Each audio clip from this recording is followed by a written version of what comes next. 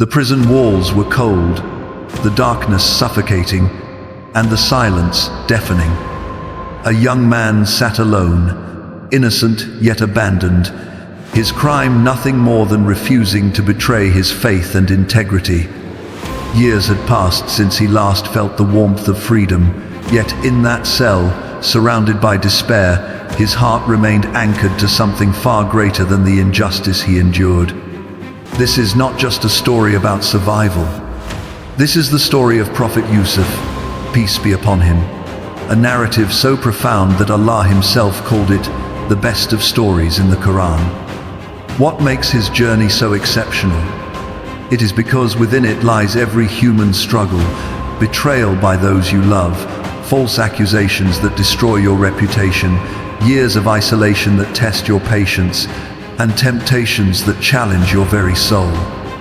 Yet through it all, one thread remains unbroken, one light never dims, one truth stands eternal, that when you place your trust completely in Allah, when you refuse to compromise your values, even in the darkest moments, when you maintain your character when no one is watching, Allah elevates you in ways you could never imagine. This story will shake you, inspire you, and transform how you view every hardship you face. Before we begin this powerful journey, tell us in the comments where you are watching from right now. Are you in Indonesia, Malaysia, the United Kingdom, the United States, or somewhere else in this beautiful world? Share your location so we can see how far this message of faith and resilience travels. And if you haven't already, please subscribe to this channel and activate the notification bell so you never miss content that strengthens your connection with Allah and deepens your understanding of His perfect wisdom. Your support means everything, and it helps us continue bringing you stories and lessons that nourish the soul. The story begins not in a prison, but in a home filled with love, where a young boy named Yusuf approached his father, Prophet Yaqub, peace be upon him, with a dream that would set in motion a journey spanning decades. Yusuf said to his father, "O my father, indeed I have seen in a dream 11 stars and the sun and the moon. I saw them prostrating to me." This is recorded in Surah Yusuf, and immediately Yaqub understood the profound significance of this vision. He knew this dream was not ordinary, that it carried divine meaning, that his beloved son was destined for something extraordinary. But Yaqub also understood human nature, understood the danger that jealousy poses, understood that not everyone would celebrate Yusuf's potential greatness. So he warned his young son, "O my son, do not relate your vision to your brothers, or they will contrive against you a plan." This first lesson is critical for us today. Not everyone deserves to know your dreams. Not everyone will rejoice in your success. And sometimes protecting your blessings means guarding them from those who cannot handle seeing you rise. Yaqub's concern was not paranoia but wisdom, because he recognized the seeds of envy already present in the hearts of Yusuf's brothers. And indeed, that envy would soon manifest in the most devastating way. Yusuf's brothers gathered together, watching how their father's love for Yusuf and his younger brother seemed to outweigh his affection for them. The Quran records their complaint. "Our father is clearly in error, for Yusuf and his brother are more beloved to him than we, while we are a group of strength." Notice how they justified their jealousy, how they rationalized their dark intentions, how they convinced themselves that they were the victims of unfairness.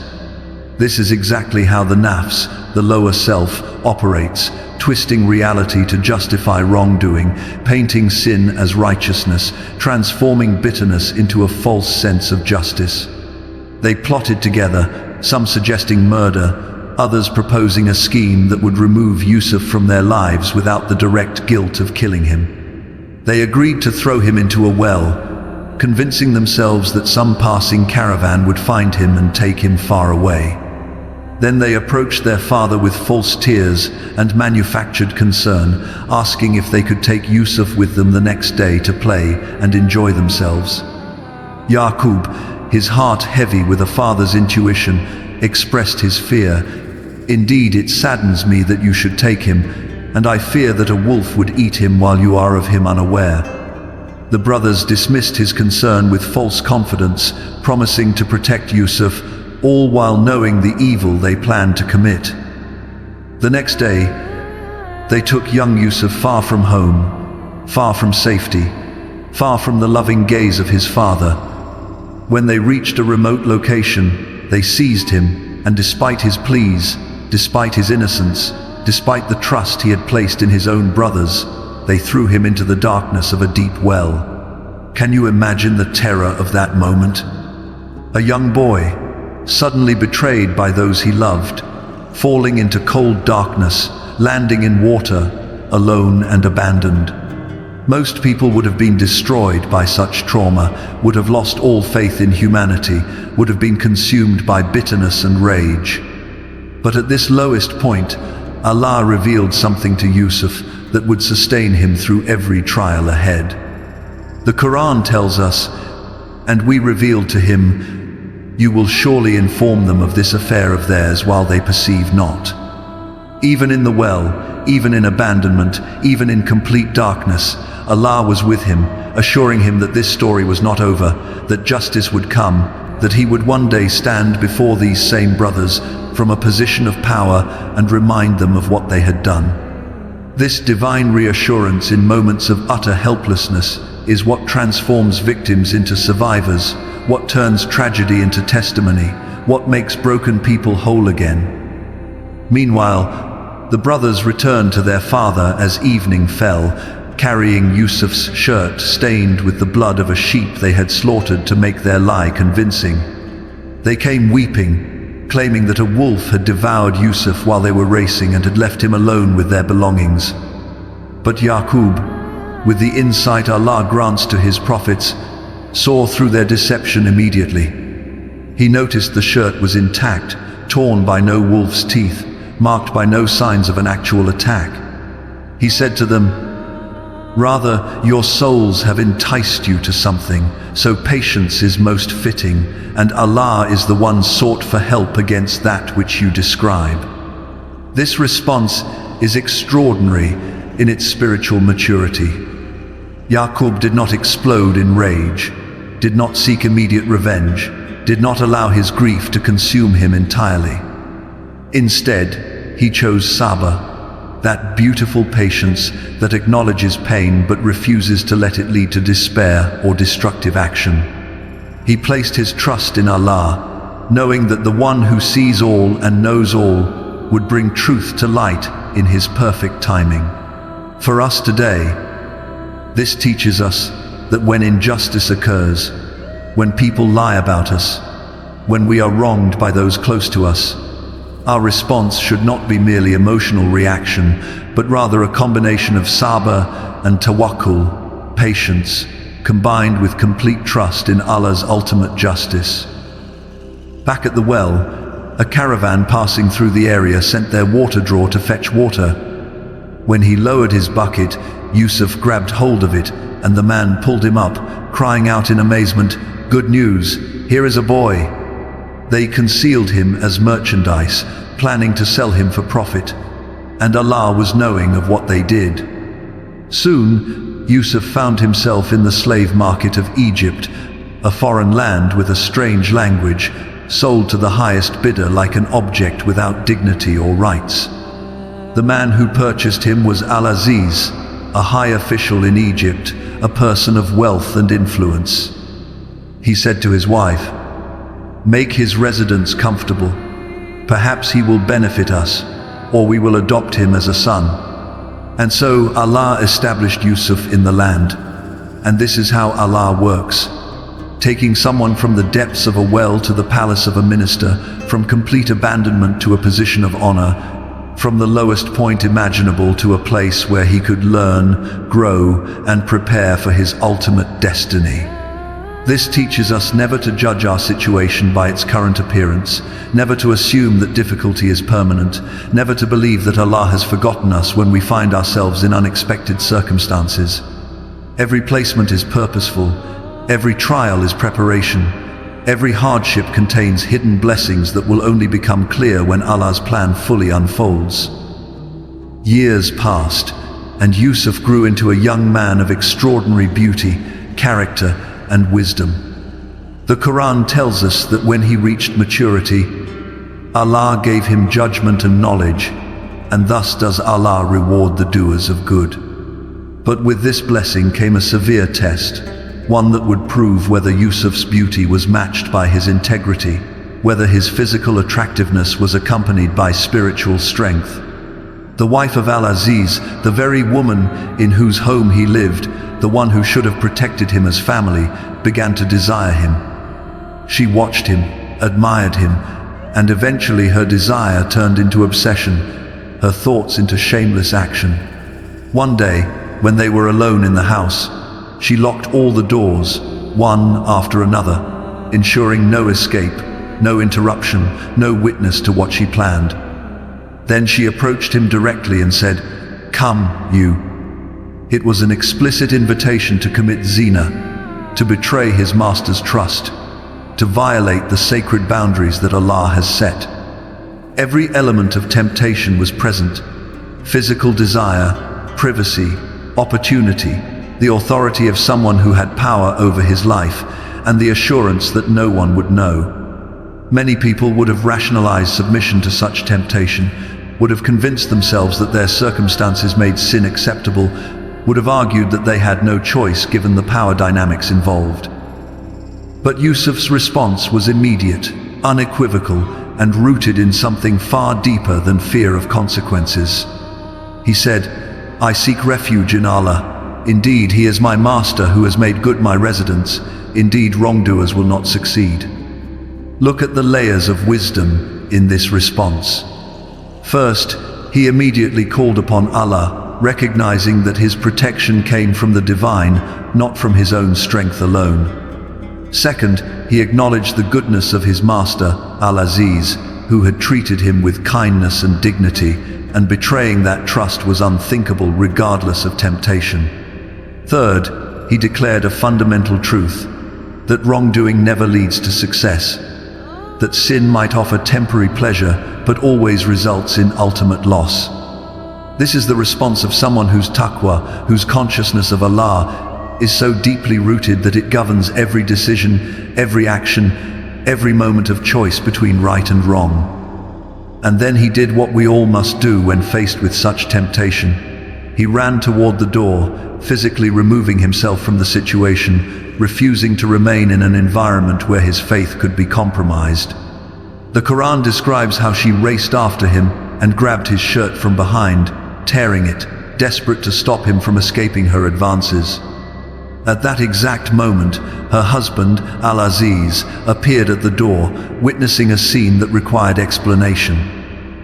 Without hesitation, without shame, without acknowledging her own guilt, she immediately accused Yusuf of the very crime she herself had attempted. She said, "What is the recompense of one who intended evil for your wife, but that he be imprisoned or a painful punishment? This is the nature of those who commit wrong and then accuse the innocent, who attempt evil and then play the victim, who destroy others to protect their own reputation." Yusuf could have remained silent out of fear, could have accepted the false accusation to avoid worse consequences, but instead he spoke the simple truth. It was she who sought to seduce me. And at that moment, Allah provided evidence that confirmed his innocence. A member of her own household, described in the Quran as a witness from her family, said, "If his shirt is torn from the front, then she has told the truth and he is of the liars. But if his shirt is torn from the back, then she has lied and he is of the truthful." They examined the shirt and found it torn from behind, exactly as it would be if Yusuf had been fleeing and she had been pursuing. The evidence was clear, the truth undeniable, Yusuf's innocence established beyond doubt. Al-Aziz recognized his wife's guilt and told Yusuf, "Ignore this, and you, woman, ask forgiveness for your sin. Indeed, you were of the sinful." Justice, it seemed, had prevailed. Truth had conquered falsehood, and Yusuf's integrity had been vindicated. But the trial was far from over, because news of the scandal spread throughout the city like wildfire. The noble women of Egypt began gossiping among themselves, saying, "The wife of Al-Aziz is seeking to seduce her slave boy. He has impassioned her with love. Indeed, we see her in clear error." Their words dripped with judgment and superiority, as if they were immune to such desires, as if they could never imagine themselves falling into similar temptation. When the wife of Al-Aziz heard their criticism, she devised a plan to show them exactly why her desire was so overwhelming, why her loss of control was so complete. She invited them to a banquet at her home, prepared a beautiful setting, and gave each woman a knife for cutting fruit. Then, at the perfect moment, she called for Yusuf to enter the room. The Quran describes what happened next in words that capture their absolute shock. When they saw him, they greatly admired him and cut their hands and said, "Perfect is Allah, this is not a man, this is none but a noble angel." They were so overwhelmed by his beauty that they lost all awareness of what they were doing, cutting their own hands with their knives without even feeling the pain. In that moment, their judgment of the wife of Al-Aziz dissolved completely, because they suddenly understood the magnitude of the temptation she faced daily. The wife then declared boldly, "That is the one about whom you blamed me, and I certainly sought to seduce him, but he firmly refused, and if he will not do what I order him, he will surely be imprisoned, and will be of those debased." Now, Yusuf faced an impossible choice: submit to her demands and commit sin, or refuse and face imprisonment. For many people, the calculation would seem obvious, the pragmatic choice clear, the path of least resistance apparent. Why suffer for principles when compromise would bring comfort? Why choose prison when submission would mean freedom, favor, and continued luxury? But Yusuf's response reveals the heart of a believer whose priorities transcend this temporary world, whose values cannot be negotiated, whose relationship with Allah matters more than any worldly consideration. He made dua, calling out to his Lord with words that should be on the lips of every believer facing temptation. "My Lord, prison is more beloved to me than that to which they invite me, and if you do not avert from me their plan, I might incline toward them and be of the ignorant." Look carefully at this profound supplication. Yusuf acknowledged his own human weakness, recognizing that without Allah's help, even someone of his faith and character could potentially fall. He didn't rely on his own strength or righteousness, but instead threw himself completely upon Allah's mercy and protection. He chose humiliation in the eyes of people over humiliation in the sight of Allah, chose temporary hardship over permanent regret, chose prison over paradise lost. And Allah responded to his dua, as he always responds to those who sincerely call upon him. The Quran tells us, "So his Lord responded to him and averted from him their plan. Indeed, he is the hearing, the knowing." Yet, despite the clear evidence of his innocence, despite the torn shirt, despite the witness testimony, despite everything that proved he had done nothing wrong, they decided to imprison him. Why? Because sometimes protecting reputation matters more to people than upholding justice, because sometimes appearances take precedence over truth, because sometimes the innocent suffer to maintain the facade of honor for the guilty. So Yusuf entered the prison not as a criminal, but as a man whose integrity cost him his freedom, whose refusal to compromise led to confinement, whose obedience to Allah resulted in chains. And here in this dark place, among actual criminals and forgotten souls, surrounded by stone walls and iron bars, Yusuf could have become bitter, could have questioned why his faithfulness to Allah had brought such consequences, could have wondered why righteousness seemed to lead only to suffering. But instead, something remarkable happened.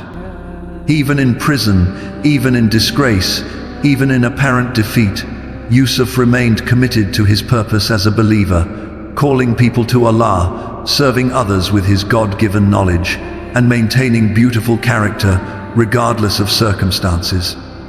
2 young men entered prison with him, and each had a dream that troubled them. One said he saw himself pressing wine, and the other said he saw himself carrying bread on his head with birds eating from it. They asked Yusuf to interpret these dreams, sensing in him a wisdom and knowledge that transcended his apparent status as a prisoner. Before giving them the interpretation they sought, Yusuf used this opportunity to call them to Tawhid, to the worship of Allah alone. He said, "There will not come to you any food that is provided to you, except that I will inform you of its interpretation before it comes to you, that is from what my Lord has taught me.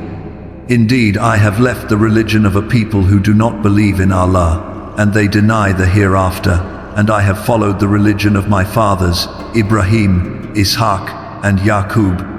It is not for us to associate anything with Allah. That is from the favor of Allah upon us and upon the people, but most of the people are not grateful." Then he posed a powerful question that cuts to the heart of human existence. "O my 2 companions of prison, are separate lords better, or Allah, the One, the Prevailing?" This is dawah at its finest, calling people to truth with wisdom, gentleness, and logical reasoning, meeting them where they are and elevating them to where they should be. Only after establishing this foundation of faith did he interpret their dreams. He told the first that he would return to serving wine to his master, and he told the second that he would be crucified and birds would eat from his head. Then, speaking to the one he knew would be released, Yusuf made a simple request: "Mention me before your master." It was a natural human desire to be remembered, to hope that someone might speak on his behalf, to wish for help in securing release from unjust imprisonment. But the Quran tells us that Satan made the freed prisoner forget to mention Yusuf to the king, and so Yusuf remained in prison for several more years. Allah allowed this delay to occur, and scholars have debated why. Some say it was because Yusuf sought help from a creation before relying completely on the Creator, and Allah wanted to teach him that salvation comes only through divine will, not through human intervention. Others say it was simply that the time was not yet right, that Yusuf needed those additional years of preparation for what was coming, that every moment of waiting was actually a moment of becoming who he needed to be for the responsibility Allah had planned.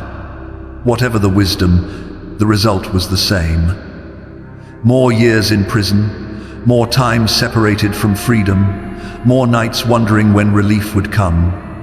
But Allah was never absent from that cell. Every day of waiting was building something in Yusuf's character. Every month of patience was strengthening his resolve.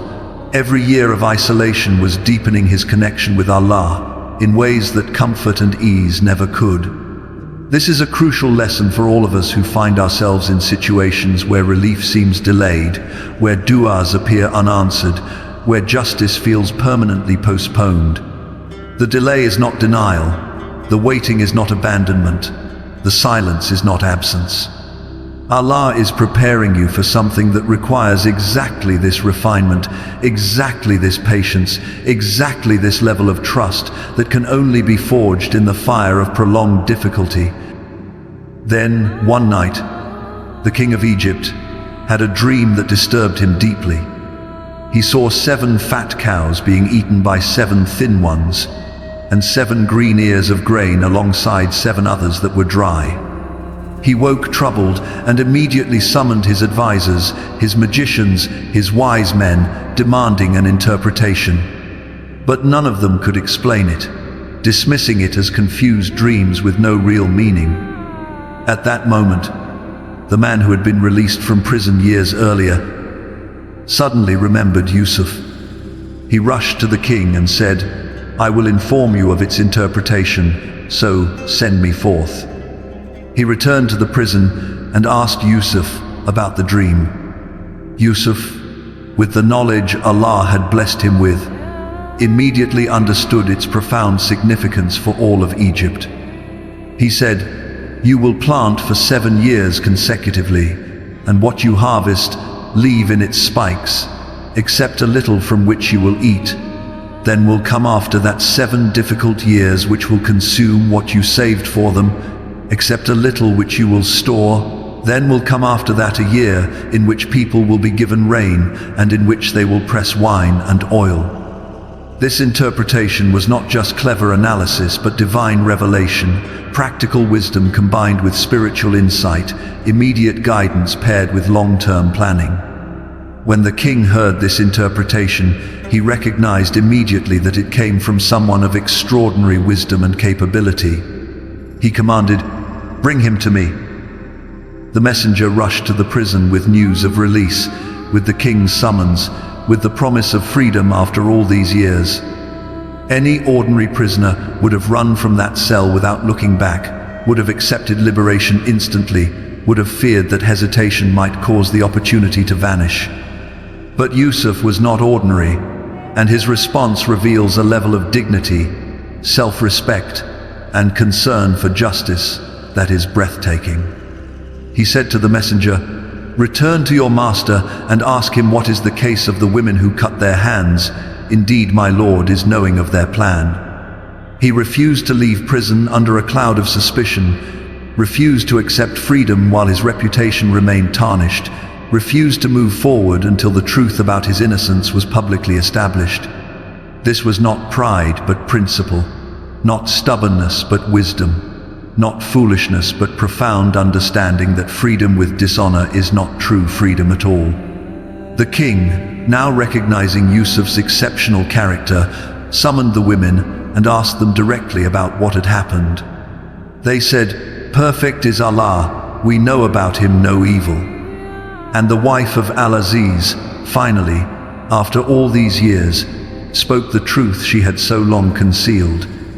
Now the truth has become evident. It was I who sought to seduce him, and indeed, he is of the truthful. Yusuf's innocence was now publicly declared, his character vindicated, his integrity acknowledged by the very people who had accused him.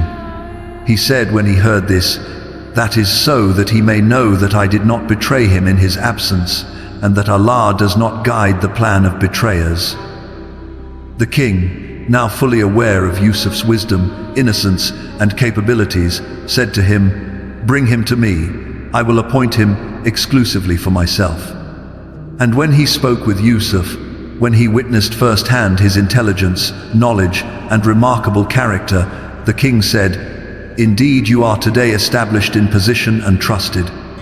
In one moment, with one conversation, Yusuf went from prisoner to trusted royal advisor, from forgotten inmate to essential minister, from the lowest position in society to one of its highest. But Yusuf, understanding the crisis facing Egypt, understanding the responsibility required, understanding that this was the role Allah had been preparing him for through every trial, made a specific request. He said, "Appoint me over the storehouses of the land. Indeed, I will be a knowing guardian." He asked specifically for the responsibility that would allow him to save Egypt and surrounding nations from the coming famine, volunteering for the burden of managing resources, accepting the weight of ensuring survival for millions. And so Allah established Yusuf in the land, taking position therein however he willed. From a well in the desert to the palace of Egypt, from slave to minister, from prisoner to economic czar, the journey had brought him exactly where Allah always intended, though the path had been long, painful, and seemingly impossible.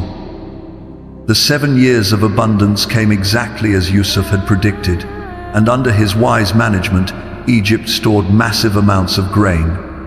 Then the years of famine began, affecting not just Egypt, but all surrounding regions, including the land of Canaan, where Yusuf's father and brothers still lived. As hunger gripped the land, Yaqub sent his sons to Egypt to buy grain, keeping only the youngest, Benjamin, with him because he could not bear to risk losing another son. The brothers arrived in Egypt and came before the official in charge of grain distribution, not knowing, not suspecting, not imagining for even a moment that the powerful minister before them was the brother they had thrown into a well decades earlier. But Yusuf recognized them immediately. The Quran tells us he recognized them, but they did not recognize him. Imagine that moment. Imagine seeing face to face the people who had betrayed you so completely, who had torn apart your childhood, who had caused you and your father such immense suffering. Imagine having the power now to take revenge, to expose them, to humiliate them as they had humiliated you.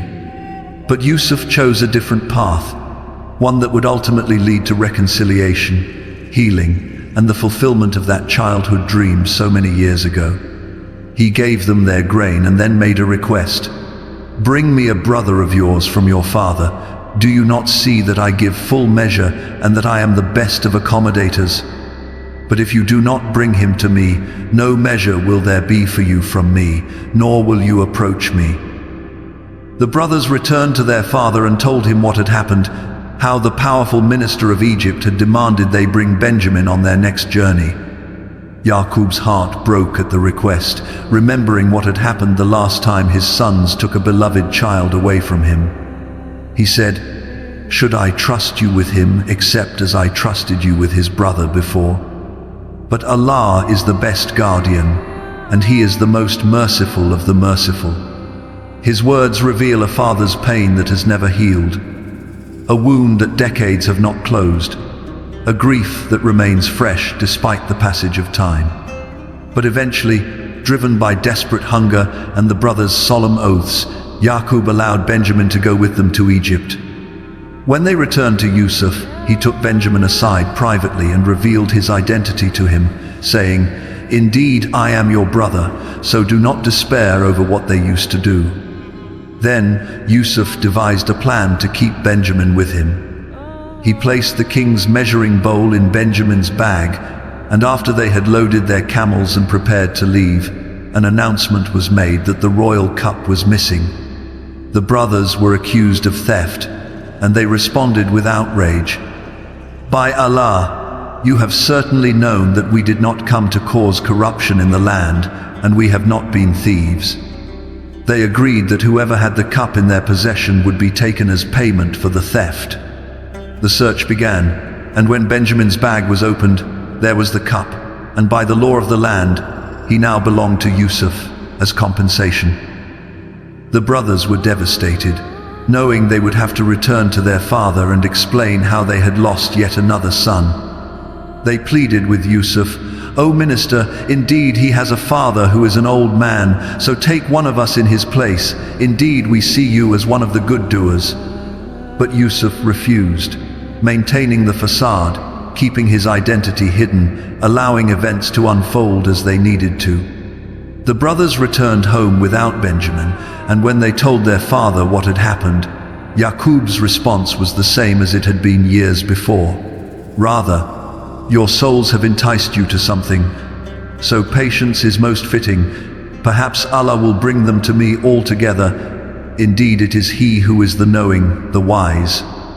Then he turned away from them and said, "Oh, my sorrow over Yusuf," and his eyes became white from grief, and he was a suppressor of grief. The pain of losing Yusuf, which he had carried for decades, now combined with the loss of Benjamin, was more than his heart could bear. His sons said to him, "By Allah, you will not cease remembering Yusuf until you become fatally ill or become of those who perish." But Yaqub's response reveals the heart of a prophet who has never lost faith despite unimaginable loss. "I only complain of my suffering and my grief to Allah, and I know from Allah that which you do not know." He commanded them, "O my sons, go and find out about Yusuf and his brother, and despair not of relief from Allah. Indeed, no one despairs of relief from Allah except the disbelieving people." So the brothers returned to Egypt once more, this time humbled by need, their supplies exhausted, their family on the brink of starvation. They came before Yusuf and said, "O minister, adversity has touched us and our family, and we have come with goods poor in quality. But give us full measure and be charitable to us. Indeed, Allah rewards the charitable." It was a moment of complete humility, a recognition of their absolute dependence on His mercy, a vulnerability they would never have imagined experiencing before the powerful brother they once tried to destroy. And at that moment, after all the years, after all the tests, after all the waiting, Yusuf decided the time had come to reveal the truth. He said, "Do you know what you did with Yusuf and his brother when you were ignorant?" They were stunned, suddenly questioning, suddenly hoping against hope. They said, "Are you indeed Yusuf?" And he replied, "I am Yusuf, and this is my brother. Allah has certainly favored us. Indeed, he who fears Allah and is patient, then indeed Allah does not allow to be lost the reward of those who do good." In that moment of revelation, Yusuf taught them and teaches all of us the most important lesson of his entire journey, that taqwa and sabr, consciousness of Allah, combined with patient perseverance, are the keys that unlock every door, solve every problem, heal every wound, and transform every tragedy into triumph. The brothers, overwhelmed with shame and recognition of how terribly they had wronged him, said, "By Allah, certainly has Allah preferred you over us, and indeed we have been sinners." Now came the moment that would define Yusuf's character even more than his resistance to temptation or his patience in prison. He had the power to punish them, the right to expose them, the justification to make them suffer as they had made him and their father suffer. Every law of human justice would have supported his revenge. Every emotional impulse would have cried out for retribution. Every logical argument would have validated making them pay for their crimes. But instead, Yusuf spoke words that echo across centuries as the supreme example of forgiveness, mercy, and Islamic character at its absolute finest. He said, "No blame will there be upon you today. Allah will forgive you, and He is the most merciful of the merciful." Just like that, decades of betrayal, years of suffering, countless nights of pain, all forgiven in a single statement of grace. This is the power of true Islam. This is the beauty of genuine faith. This is what it means to embody the mercy and forgiveness that Allah shows to us despite our constant failings. Yusuf then gave them his shirt and said, "Go with this shirt of mine and cast it over the face of my father. He will become seeing, and bring me your family, all of them." When the caravan departed Egypt heading toward Canaan, Yaqub said to those around him, "Indeed, I find the smell of Yusuf, if you did not think me weakened in mind." They said, "By Allah, indeed you are in your same old error," dismissing his statement as the delusion of an old man who could not let go of his grief. But when the bearer of good news arrived and cast the shirt over his face, his vision returned, clarity replacing blindness, light replacing darkness. He said, "Did I not tell you that I know from Allah that which you do not know?" The family traveled to Egypt, and when they entered upon Yusuf, he embraced his parents and said, "Enter Egypt, Allah willing, safe and secure." Then he raised his parents upon the throne, and they all fell down in prostration to him. And he said, "O my father, this is the explanation of my vision of before. My Lord has made it reality, and He was certainly good to me when He took me out of prison and brought you from the desert after Satan had induced estrangement between me and my brothers. Indeed, my Lord is subtle in what He wills. Indeed, it is He who is the knowing, the wise." The childhood dream had come true exactly as Allah had shown him. The 11 stars representing his brothers, the sun and moon representing his parents, all prostrating before him not in worship but in respect and honor, as was the custom of that time. Everything had come full circle, every trial had led to this moment, every tear had watered the seed of this ultimate reunion and reconciliation. Yusuf then made a beautiful dua, a supplication that shows he never forgot the source of everything he had achieved. My Lord, you have given me sovereignty and taught me of the interpretation of dreams. Creator of the heavens and earth, you are my protector in this world and in the hereafter. Cause me to die a Muslim and join me with the righteous. Even at his highest point, even in his greatest triumph, even when reunited with everyone he loved, Yusuf's ultimate concern was not worldly success, but rather dying as a Muslim and being joined with the righteous in the eternal life to come. This story that Allah calls the best of stories contains within it every lesson we need to navigate our own journeys through life. It teaches us that betrayal by those closest to us does not define our destiny, that Allah's plan supersedes human plotting, that the lowest moments of our lives may actually be the beginning of our greatest elevation. It shows us that maintaining our principles when compromising them would be easier is never a mistake, that choosing Allah's pleasure over human approval is never the wrong decision, that patience through injustice is never time wasted. The story demonstrates that delays in relief are not denials of hope, that years of waiting are often years of preparation, that what seems like abandonment is actually divine cultivation. It reveals that forgiveness is more powerful than revenge, that mercy transforms hearts in ways that punishment never can, that the highest level of character is choosing grace when you have every right to choose wrath. Most profoundly, it proves that Allah never forgets those who remember Him, never abandons those who trust Him, never fails those who maintain their faith through every circumstance. Yusuf's journey from the well to the palace, from slavery to ministry, from prisoner to savior of nations, was not a series of random events, but rather the unfolding of a divine plan that was perfect in its timing, its trials, and its ultimate triumph. For those among us facing betrayal by family or friends, Yusuf's story tells you that their actions do not determine your value, their treatment of you does not define your worth, their rejection of you does not change Allah's love for you. Continue being good even when others are bad to you. Continue being truthful even when others lie about you. Continue trusting Allah even when humans disappoint you. For those struggling with temptation, Yusuf's resistance in the face of overwhelming pressure shows us that no temptation is insurmountable when we genuinely seek Allah's help. No desire is uncontrollable when we prioritize our hereafter over our present. No situation is so trapped that we cannot flee toward righteousness. Make the dua Yusuf made, acknowledge your own weakness, call upon Allah's strength, and physically remove yourself from environments where your faith is compromised.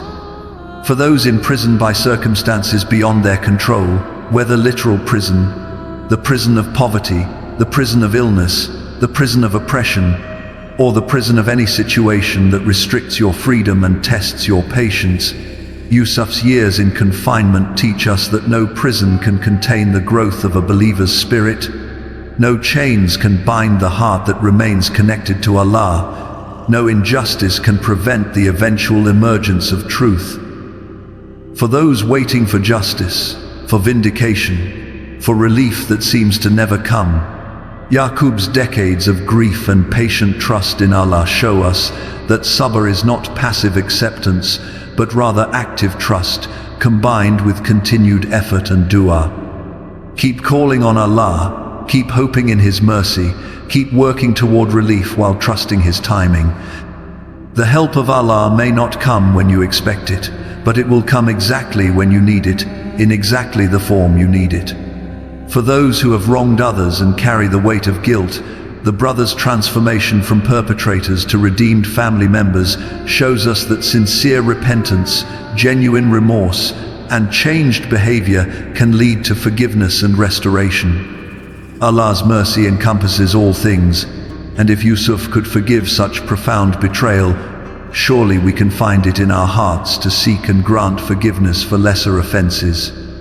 For those in positions of power and authority, Yusuf's use of his position to serve others, save nations, reunite his family, and ultimately forgive those who wronged him, teaches us that leadership is a trust from Allah. Power is a test, not a trophy. Authority should serve justice and mercy rather than ego and revenge. The story of Yusuf, peace be upon him, is not ancient history disconnected from our modern lives, but rather a timeless mirror reflecting eternal truths about human nature, divine wisdom, and the journey every believer must walk between this world and the next. Every character in the story represents aspects of ourselves or people we encounter. The jealous brothers remind us to guard against envy and to transform sibling rivalry into sibling support. The wife of Al-Aziz warns us about the destructive power of unchecked desire and false accusation. Al-Aziz shows us the complexity of knowing truth but being pressured by circumstances. The prison companions represent opportunities Allah places before us to call others to guidance, even in our lowest moments. Yaqub embodies the balance between human grief and divine trust, and Yusuf himself stands as the ideal example of maintaining faith, character, and mercy through every test Allah permits. The story begins with a dream and ends with its fulfillment, reminding us that every vision Allah plants in our hearts, every aspiration He permits us to have, every goal that aligns with His pleasure will come to pass if we remain patient, maintain our principles, and trust His timing. The path from dream to reality may take decades, may involve betrayals and imprisonment, may include tears and trauma, but if the dream comes from Allah and you remain faithful to Allah, no human scheme and no worldly obstacle can prevent its ultimate manifestation. As you reflect on this best of stories, ask yourself where you see yourself in its narrative. Are you in the well right now, feeling abandoned and wondering if anyone remembers you or cares about your suffering? Know that Allah sees you, knows your pain, and is preparing your elevation even in that darkness. Are you in the house of temptation, facing pressure to compromise your values for the sake of comfort, acceptance, or advancement? Choose the path Yusuf chose. Run toward Allah, even if it costs you everything in this temporary world. Are you in prison, literal or metaphorical, suffering injustice while the guilty walk free and the truth seems buried forever? Maintain your character, continue serving others with your gifts. Trust that Allah's justice may be delayed, but will never be denied. Are you in the position of Yaqub, grieving loss that seems permanent, holding on to hope when everyone around you says to let go? Continue your sabr, persist in your dua, maintain your trust in Allah who knows what you do not know. Are you like the brothers, carrying guilt from past wrongs, wondering if redemption is possible after the harm you have caused? Turn to Allah in sincere repentance, make amends where possible, and know that His mercy encompasses even the gravest of sins when met with genuine remorse and changed behavior. Or are you experiencing your moment of elevation, emerging from trials into blessing, transitioning from hardship to ease? Remember the source of your success. Use your position to serve others as Yusuf did, and never forget that tests accompany blessings just as surely as they accompany hardships. The scholars of tafsir have extracted countless wisdom from this single surah, and their insights illuminate dimensions of the story that casual reading might miss. Ibn al-Qayyim writes extensively about how Yusuf's trials were specifically designed to prepare him for leadership, arguing that managing a household as a slave taught him organizational skills, resisting temptation refined his moral character, and years in prison developed his patience and ability to handle injustice without bitterness. Every difficulty was actually education, every hardship was training, every injustice was preparation for a role that required exactly the qualities these trials developed. Imam al-Ghazali reflects on Yaqub's grief, noting that his emotional pain did not contradict his trust in Allah, but rather showed that genuine tawakkul does not require pretending not to feel human emotions. Instead, it means feeling the pain fully, while still maintaining hope in Allah's mercy and wisdom. Ibn Kathir emphasizes the significance of Yusuf revealing his identity only when the timing was perfect according to Allah's plan, teaching us that there is wisdom in strategic patience even when we have the power to act, that holding back when we could speak might be exactly what the situation requires for the best outcome. Modern scholars like Sayyid Qutb draw attention to the psychological depth of the narrative, how it portrays human nature in all its complexity, the capacity for both terrible cruelty and beautiful redemption, the struggle between desire and duty, the pain of prolonged separation, and the healing power of forgiveness. All agree that this story's inclusion in the Quran serves multiple purposes. It comforted the Prophet Muhammad, peace be upon him, during his own trials in Makkah. It provides believers of every era with a template for handling life's difficulties, and it demonstrates Allah's perfect control over events that seem chaotic and His perfect timing in bringing about resolutions that seem impossible. The beauty of Yusuf's character shines brightest not in his physical appearance, which captivated the women of Egypt, but in his spiritual beauty that captivates believing hearts across centuries.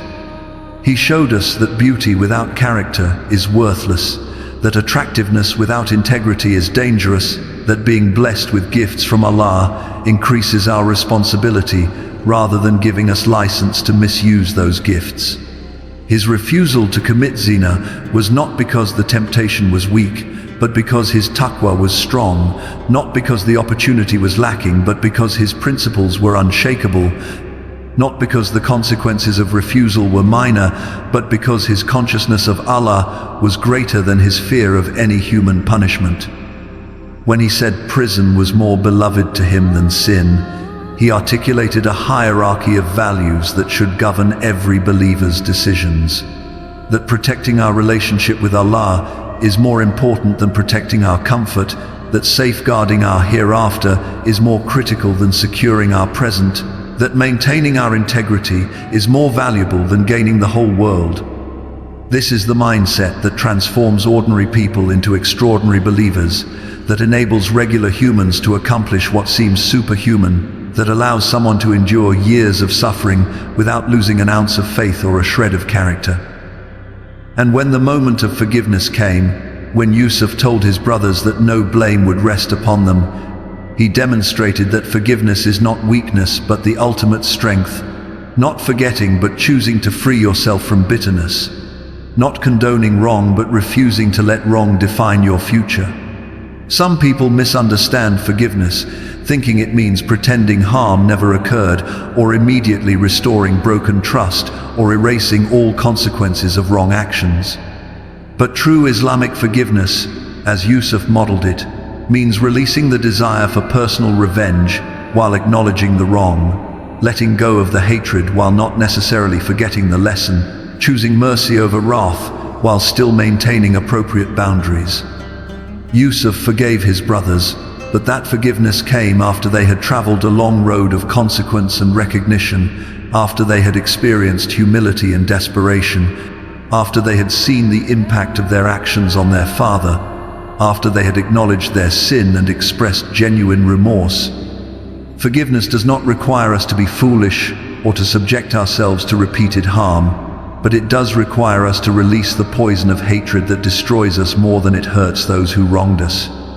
When we choose to forgive as Yusuf forgave, we become like Yusuf, elevated in character, beautiful in spirit, and beloved to Allah, who forgives us infinitely more than we could ever forgive others.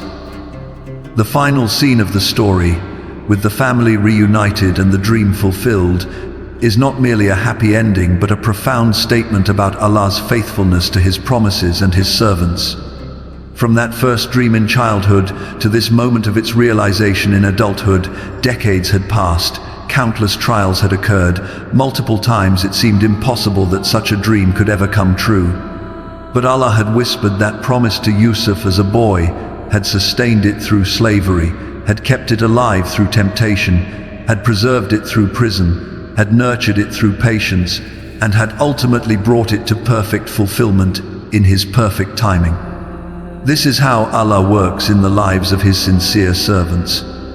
He plants a seed of aspiration, waters it with trials that seem to threaten its very survival, protects it through winters of difficulty, and ultimately brings it to fruition in a spring of blessing that makes all the waiting worthwhile. Your dreams that seem dead may simply be dormant. Your hopes that appear impossible may simply be delayed. Your aspirations that look foolish may simply be awaiting their appointed time. Do not abandon them just because years have passed. Do not surrender them just because obstacles seem insurmountable. Do not release them just because others mock your faith in their fulfillment. If Allah planted the dream, if it aligns with His pleasure, if you are willing to walk the path of patience and principle that its fulfillment requires, then trust with absolute certainty that what Allah has decreed for you will reach you, even if it takes a lifetime, will find you, even if you are in a prison, will embrace you, even if you are in a well. So live your life with the lessons of Yusuf etched into your heart and mind. When people betray you, remember the brothers and choose to focus on Allah's plan rather than human plotting. When temptation calls, remember the palace and choose Allah's pleasure over temporary gratification. When injustice imprisons you, remember the cell and use your time to grow closer to Allah and serve others with your gifts.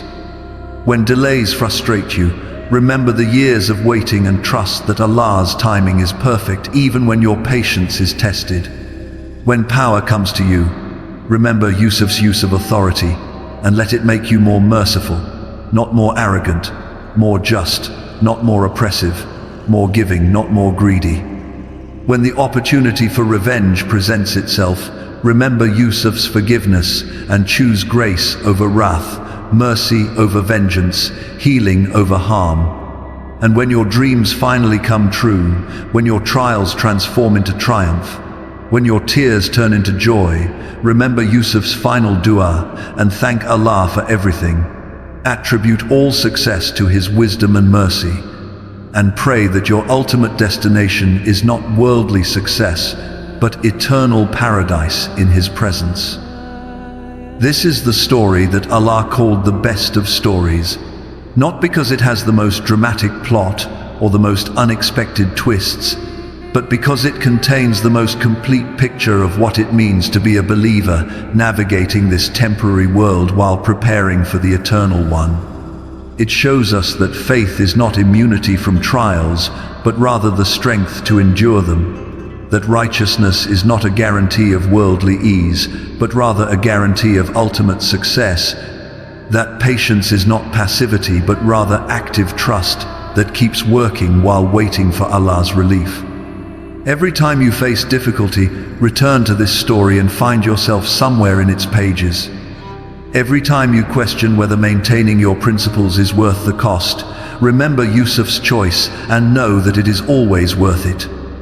Every time you wonder if Allah has forgotten you in your trial, remember how Allah never forgot Yusuf, even in the darkest well or the loneliest cell.